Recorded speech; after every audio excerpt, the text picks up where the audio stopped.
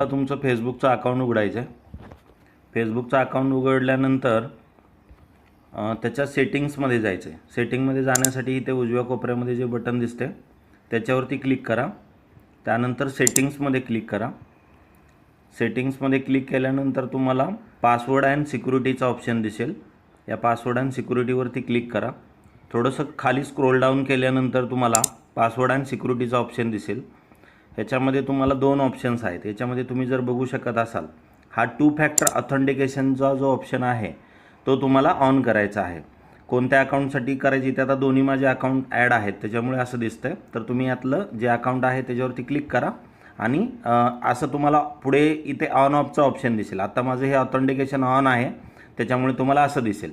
आणि त्याच्यानंतर तुम्हाला गुगल प्ले स्टोअरवरून हे ऑथेंटिकेटर नावाचं एक ॲप घ्यायचं आहे. याच्यामध्ये गेल्यानंतर तुम्ही इकडे गुगल ऑथेंटिकेटर ॲप घ्या. बस.